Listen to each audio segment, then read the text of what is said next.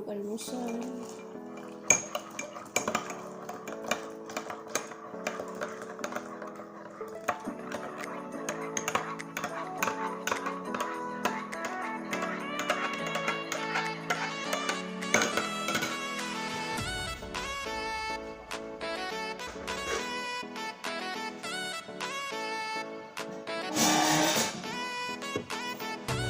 Almusal tayo guys.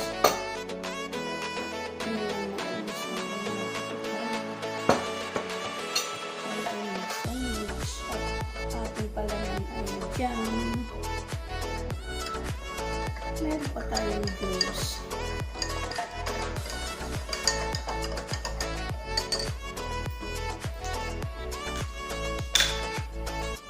Pangalaman na kasi kung ilalagay.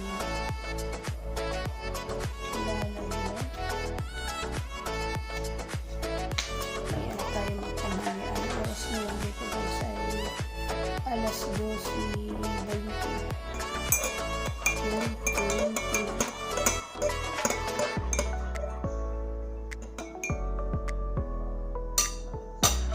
Ayan ang ating kape.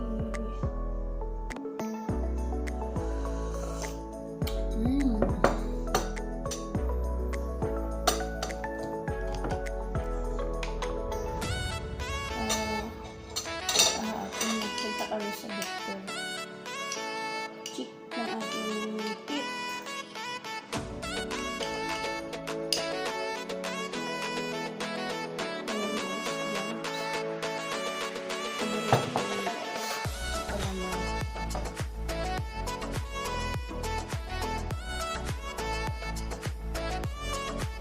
Ako na lang ata nagpapala ng ngiti. Kain tayo. Shout out sa inyong lahat guys. Hindi ko na kayo isa-isahin. Dahil napakarami na natin. Kaya lahat ko na lang kayong lahat. Shout out sa inyong lahat guys. At sa mga mapasok ko sa akin at nagsusubscriber. Maraming salamat sa mga baguhan na subscriber.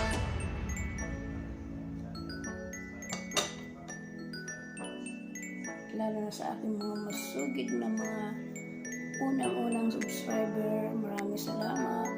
Ano lang kasi aking boses, aywan ko bakit ganun. Namamaos ako.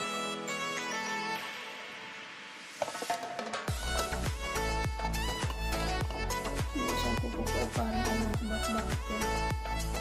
Nangingitin dito sa gitna. Sobra siguro sa trabaho. Ayan. Kahapon nag-update ko lang kahapon. Nagpunta kami sa doktor. Yung aking luto.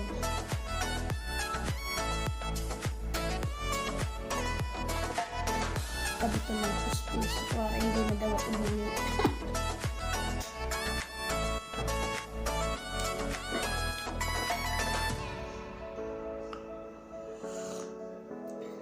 Para daw may pangat-ngat pa ako.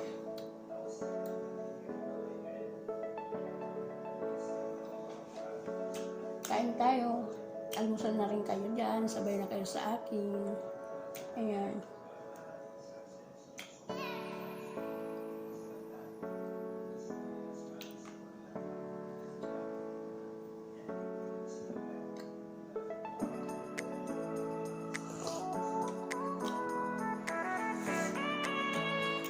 Hindi na kasi bumaba kasi naglinis at saka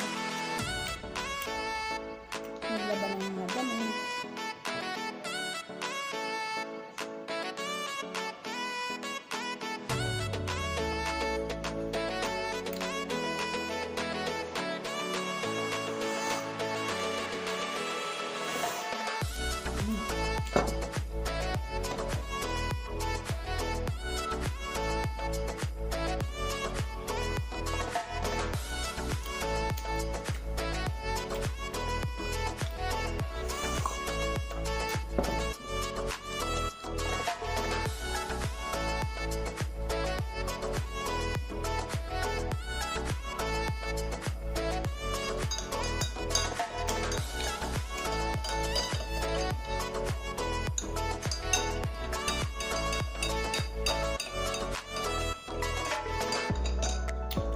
ng isang OFW, isang katulong.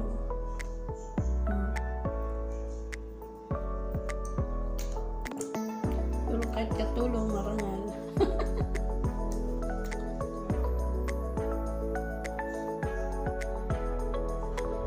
Tsaga-tsaga lang.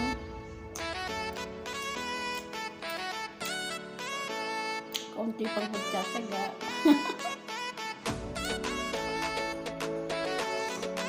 Hindi kasi makita ko magpasagalaon na. Kaya amin nilapas ko na siya.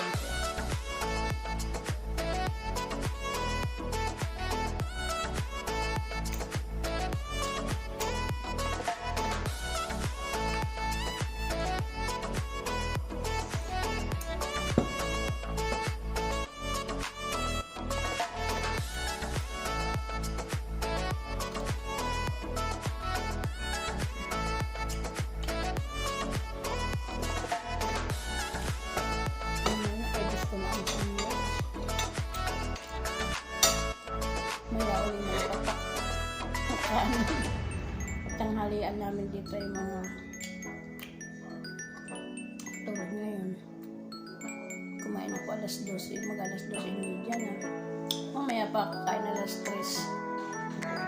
Kanin.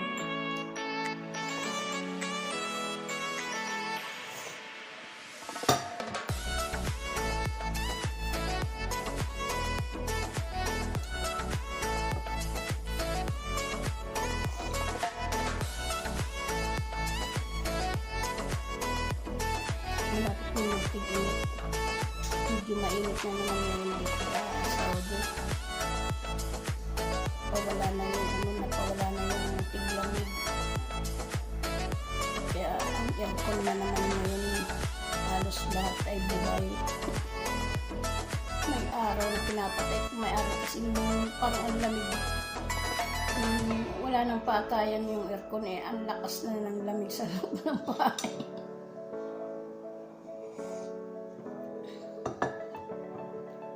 Hindi naman mag-aircon, sobrang init, pagpawis-pawisan ka na nagtatrabaho. Kahit nakaupo ka lang, ipawisan ka na. Ewan ko ba? Ganun ang ano dito, sobrang init. Pag nagtiginit, tiginit talaga. Pag nagtiglamig, naku po. Kapag tiginit, grabe. Kawawa yung mga nagtatrabaho sa labas. Tulad ng mga kontraksyon, mga ganon dyan sa mga sa labas ba? Kawawa naman sila. Sobrang init.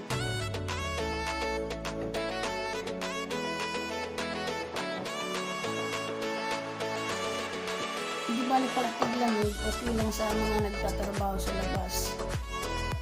Kahit masok ng jacket, ayos lang. Pero yung tig-init, Diyos ko patawarin. Parang mai-stroke ka, sobrang init. Pinakamahaba pa naman yung natig-init dito. Ilang buwan, minsan 4 na buwan. 5. Tulad na yun. April nagsimula tig-init. April, May, June, July, August, September. Hanggang October yan ang tig-init. Hanggang November. Pag November pa, unti-unti na kasi magtitiglamig na gano'n. Napakahaba ng tig-init, kaya kawawa yung mga nagtatrabaho sa labas.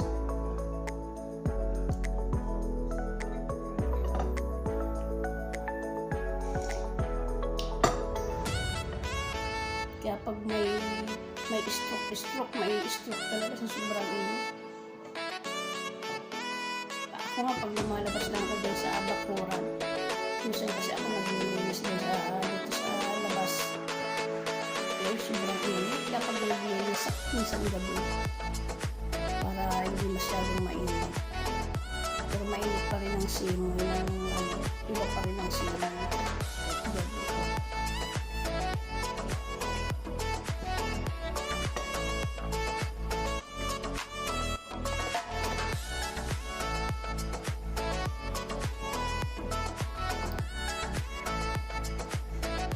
Ayan guys, maraming salamat sa aking binagdan.